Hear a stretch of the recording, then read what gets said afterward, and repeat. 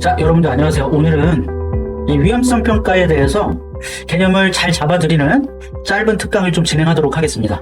자, 일단 이 위험성 평가에 대한 것은 기술사에서 가장 많이 나오는 주제입니다. 굉장히 중요해요. 그런데 지도사에서는 이 1차에서는 굉장히 많이 나왔다. 1차 가장 많이 나온 주제 중에서 한 가지가 바로 이 위험성 평가입니다.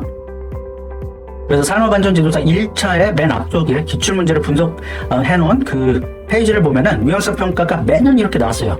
별도 5개짜리 가장 많이 출제된 그러한 주제다. 자, 그런데 재밌는 것은 얘가 아직 지도사 2차 시험 그리고 3차 시험에서는 그렇게 많이 나오진 않았어요. 그런데 아시는 것처럼 지도사가 아직 출제 역사가 짧기 때문에 지도사 2차, 3차에서 언제 또 많이 치고 나올지 모르는 주제입니다. 자, 그런데 얘가 굉장히 중요하고 우리가 실무적으로도 많이 접하면서 막상 시험에 나오면 이 머릿속에 정리가 잘 되어 있지 않으면 당황할 수 있는 그러한 문제예요. 자, 그래서 오늘은 그 복잡한 거를 좀 잡아드리는 그러한 수업이 되도록 하겠습니다. 이 위험성 평가에 대해서 저는 오늘 이 법령 기준으로 설명을 드릴 거예요. 정말 컴팩트하게 법령의 근거에서만 설명을 드리겠습니다. 그러니까 근거를 확실하게 알고 풀어야 되는 지도사 시험을 대비해서는 아주 유익하겠죠? 그러니까 끝까지 한번 들어보시기 바라겠습니다. 먼저 이 위험성 평가에 대해서 산업안전보건법 가장 이제 상위법에서 규정하고 있는 것은 제36조에 나와 있어요. 그런데 산업안전보건법에 있는 그 내용만 가지고서는 얘를 지도사 2차나 아니면 기술사 필기 시험으로 적기가 좀 난감합니다. 좀 구체적으로 나와 있지 않고 좀 러프하게 나와 있어요.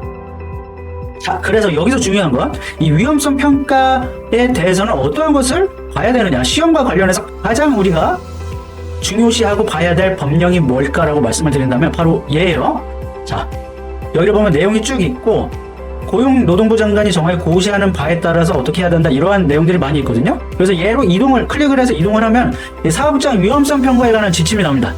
즉 얘가 가장 중요해요. 이 내용이 지도사 1차든 뭐 할 것 없이 얘에 있는 내용들이 출제가 되는 거예요. 그리고 이 법령 관련해서 이 밑에 보면 위임 행정규칙이라는 게 있잖아요. 얘를 클릭을 해봐. 클릭을 하면은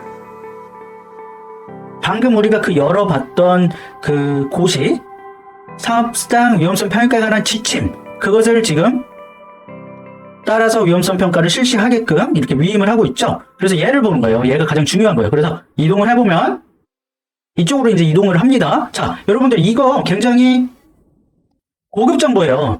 자, 전공자 혹은 실무에 계신 분들은 이거에 익숙하겠지만, 자, 비전공자분들, 지금 막 공부 시작하신 분들, 혹은 공부를 많이 하셔서 내공이 많이 쌓여 계신 분들도 이걸 잘 모르는 분들이 많이 있어요. 의외로. 왜냐면 기술사를 그냥 합격하시고 타 종목, 그러니까 기술사를 합격하시고 곧바로 지도사 3차, 1차나 3차로 보시는 분들, 2차 공부 안 하시고 그런 분들도 얘의 출처 근거를 제대로 모르고 있습니다. 모르는 분들이 많이 있어요. 그런데 여기서 확실하게 교통정리를 해드린다면은 이 위험성 평가에 관한 것은 이 고용노동부 고시, 즉 위험성 평가에 관한 지침이 중요하다라고 보시면 됩니다.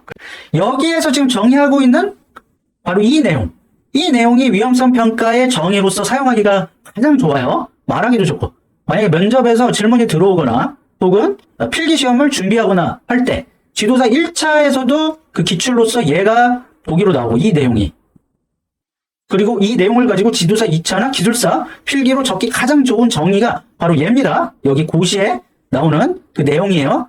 자, 그래서 위험성 평가의 이 내용을 살펴보면은 사업주가 스스로, 자, 이게 되게 중요합니다. 다른 사람이 하는 게 아니라 바로 사업주, 그 사업장의 사업주가 하는 거예요. 사업주가 스스로 주체가 돼서 위험 요인을 파악하고 그것이 위험성 수준이 어떻게 되는지 결정을 하는 거예요. 이 내용이 뭐냐면 위험 요인을 쭉 파악하잖아요. 여러 가지 방법에 의해서 이제 파악을 합니다. 순회 점검을 하든 사람들에게 그 설문조사를 물어보든 자료 수집을 해보든 해서 위험 요인을 쭉 파악을 해봐요. 그래서 위험 요인들을 쭉 나래비를 해본 다음에 그 위험 요인들이 얘는 허용할 수 있습니다. 얘는 허용 못해요. 얘는 너무 위험해요. 이러한 식으로 이제 판단을 하는 거예요. 그래서 그 수준을 결정한다라는 게 그겁니다. 허용 가능하냐 아니냐를 결정하는 거예요. 위험성 수준을. 그래서 이렇게 결정을 한 다음에 허용하지 못하겠다라는 그 위험 요인에 대해서는 여기 나오잖아요. 그 위험성을 낮추기 위해서 적절한 조치를 마련한 다음에 그 조치를 실행해가는 과정이 바로 위험성 평가인 것입니다. 가장 설명이 잘 되어 있죠? 예, 바로 이 지침에 이렇게 설명이 가장 잘 되어 있습니다. 자, 그래서 위험성 평가의 절차에 대해서 지도사 1차에서 굉장히 많이 묻고 있어요. 얘는 그러니까 뭐 지도사 1차뿐만 아니라 2차, 3차 다 중요하겠죠. 기술사도 마찬가지고. 위험성 평가 절차는 이렇게 되는 겁니다. 방금 제가 설명드린 내용이 그대로 있어요. 그쵸? 이 사전 준비, 먼저 자료 수집하고 그러한 행위들을 하는 거예요. 이때. 우리가 위험성을 평가를 할 때 얘는 허용 가능해, 허용 안 가능해, 이거를 우리가 판단을 하려면 그 기준을 세워놔야 돼요. 기준을. 어떠한 것은 너무 위험해, 얘는 허용 불가능해, 이러한 것을 미리 기준을 세워놔야 됩니다. 그것도 이 사전 준비 단계에서 하는 거예요. 그 다음에 유해 위험 요인을 파악한다라고 했죠?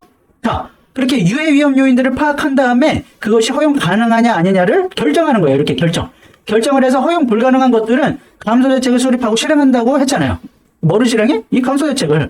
자, 이 법이 되게 쉬워요. 그러니까 재밌고 말이 된다니까요. 그래서 이렇게 이해를 하시면 되고, 그 실시한 내용에 대해서 이제 공유하고, 그리고 그 결과에 대해서 기록 및 보존을 하는 게 바로 위험성 평가 절차가 되는 겁니다. 그래서 얘를 외워주시면 되는 거예요. 간단하게. 위험성 평가 절차에 대해서 설명해 보시오라고 한다면 얘를 이제 말씀을 하시면 됩니다. 자, 그런데 1번 사전 준비, 2번 유해 위험 요인 파악, 3번 삭제, 4번 위험성 결정, 이렇게 됩니다. 이런 식으로 얘기하실 거예요. 3번 삭제, 이거는 삭제됐던 그 내용이니까 3번은 삭제, 뭐 이런 식으로 설명하시면 안 돼요. 만약에 이것을 질문 받았을 때. 자, 그 삭제된 게 뭐가 삭제된 거냐면은 얘가 삭제된 거예요. 얘가. 위험성의 추정 이 단계가 삭제된 겁니다. 이제 위험성 추정이라는 말은 쓰지 않아요. 그래서 3번이 이제 삭제된 거다. 그렇게 보시면 됩니다. 얘가 이제 옛날 거를 제가 가지고 왔어요. 자, 그래서 여러분들 되게 헷갈리시면 안 되는 게, 이거 중요한 얘기예요. 위험성 추정이라는 단어가 나와가지고 여러분들 그 지금 공부하는 거에 얘를 넣어가지고 같이 외우고 있다라고 한다면 그건 안 됩니다. 얘는 날려버리셔야 돼요. 옛날 기준이니까. 지도사 1차도 마찬가지, 1차. 그래서 여러분들이 자, 이렇게 지도를 받으면서 공부를 해야 된다는 거예요. 지도사 1차에서도 이전 기출문제들 보면은 이 위험성의 추정이라는 게 막 쭉 나오거든요. 그러니까 해설만 보고 이 위험성의 추정 이걸 넣어가지고 같이 열심히 외우신다고. 그러면 안 되는 겁니다. 얘는 이제 지워졌어요. 자, 그 다음에 중요한 거, 물어보기 쉬운 거. 이 위험성 평가의 실시 시기가 약간 달라진 게 있어요. 뭐가 달라졌을까요? 자, 뭐가 달라졌냐면은 예전에는 최초, 그리고 수시, 정기평가 이렇게 해서 최수정시가 있었는데 지금 뭐가 여기다가 더 개념이 더해졌냐면은 상시평가, 이 개념이 지금 더해졌습니다. 이게 이제 작년부터 이렇게 달라진 거예요. 그러니까 얘를 또 잘 알고 있어야 되겠죠. 자, 그래서 이 개념을 여러분들이 잘 잡으셔야 돼요. 그래서 이 개념을 잡아드리는 거의 뭐 독보적인 수업이니까 잘 들어보시기 바라겠습니다. 먼저 최초평가. 최초평가에 대한 게 어디 나오죠? 여기 1항에 나오는데 언제? 사업 개시하고 1개월 이내에 실시하는 게 바로 최초 평가입니다. 자, 다음은 수시위험성 평가. 얘를 언제 하는 거냐면 얘도 개념 잘 잡아야 됩니다. 수시위험성 평가는 이 작업들을 할 때 유해 위험 요인이 생길 수가 있잖아요. 그래서 그때 수시위험성 평가를 실시를 해야 되는데, 자, 언제냐면 바로 이때입니다. 건설물을 설치 이전 변경 또는 해체할 때 유해 위험 요인이 생기잖아요. 그러니까 그때 하게 되고, 그리고 기계기구 설비 원재료를 신규로 들어오거나 변경하는 경우에도 유해 위험 요인이 생길 수가 있습니다. 그래서 그때 실시를 하고, 그 다음에는 건설물 기계기구 설비 등에 정비하거나 보수할 때 항상 그 사고가 이런 그 어브노멀한 상황에서 발생을 한다고요. 정비하거나 보수할 때. 그때 많이 이제 또 발생을 하기 때문에 이때에도 이제 수시 위험성 평가를 실시를 하는 겁니다. 그리고 여기도 그렇죠. 작업 방법이나 작업 절차를 바꾸거나 변경했을 때, 그럴 때에도 그 뭔가 유해 위험 요인이 생길 수가 있어요. 그렇기 때문에 위험성 평가를 실시해줘야 되는 겁니다. 그리고 요 5번을 보면은 중대산업사고나 산업재해가 발생했을 때에 그것을 이제 다시 재개할 때, 작업을 중단했다가 다시 재개하잖아요. 다시 재개할 때 그 작업에 대한 수시 위험성 평가를 또 실시를 해야 되는 겁니다. 여기 그래서 그 내용이 있죠. 이 5호에 대해서는, 즉 이거 5호에 대해서는 재발생 작업을 대상으로 작업을 재개하기 전에 실시한다. 이렇게 나와 있습니다. 그 다음에 사업주가 뭐 필요하다고 생각될 때 그때 하는 겁니다. 자, 그 다음이 바로 정기평가예요. 정기평가는 뭐냐면 바로 이겁니다. 자, 1항에 따라서 실시했던 위험성 평가의 결과에 대한 적정성. 이게 뭐야? 1항에 따라서 했던 게 바로 최초 위험성 평가거든요. 최초 위험성 평가. 여기 볼까요? 1항. 이 1항이 바로 최초 위험성 평가예요. 그래서 이 최초 위험성 평가 때 했던 것을, 그것의 결과에 대한 적정성을 1년마다 정기적으로 또 재검토를 해야 된다는 거예요. 그런데 무엇을 고려해서? 바로 여기 이것을 고려해서. 자, 이 최초 위험성 평가 때 했던 것은 거의 뭐 신규 세핑의 그러한 기계기구 설비들이었잖아요. 그런데 이제 시간이 지났으니까 성능이 저하될 수가 있단 말이에요. 그러면서 최초 위험성 평가 때 했던 그 내용들이 달라질 수가 있잖아요. 그렇기 때문에 이 성능 저하를 가지고 고려해서 그것의 적정성을 검토하는 것이고, 또 근로자가 교체되거나 그러면 경험이 달라지기 때문에 그 인적 요소가 달라질 수 있잖아요. 이 재해를 일으키는데 인적 요인과 물적 요인이 있는데 이 사람이 달라졌기 때문에 인적 요인이 변화가 되는 겁니다. 그래서 다시 한번 그 적정성을 검토하는 거예요. 그리고 항상 이 습득해야 되는 지식이 달라지잖아요. 안전보건과 관련된 새로운 지식의 습득도 고려를 해야 되고, 그리고 위험성 평가를 하게 되면 항상 이 감소 대책을 수립하고 실행을 한다고 했잖아요. 근데 최초 평가를 통해서 수립해놓은 감소 대책이 아직도 유효한지를 평가를 해야 되는 겁니다. 자, 그런데 여기서 달라진 게 있어요. 또 이 상시평가 개념이 추가된 겁니다. 그게 뭐냐면,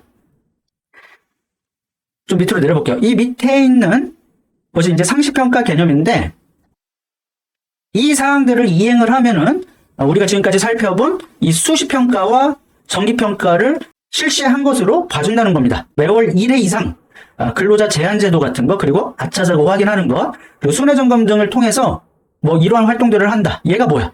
위험성 평가를 하라는 거죠. 예, 위험성 평가를 하고, 그 다음에 안전보건관리 책임자는 안전관리자, 보건관리자, 관리 감독자, 즉 관리자층을 중심으로 해서 여기서 했던 내용들을 가지고 논의, 공유합니다. 그 다음에 매 작업일마다 매일 여기서 한 그 결과들을 근로자들에게 이제 공유를 하고 주지시키는 거예요. 그게 뭐야? TBM이잖아요.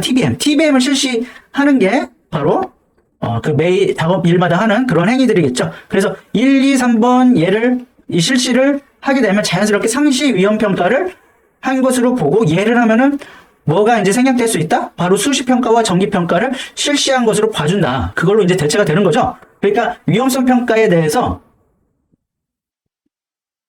이 실시 시기를 명확하게 하고 정기 평가의 부담을 낮췄다. 그게 바로 이 개편된 것에 대한 취지예요.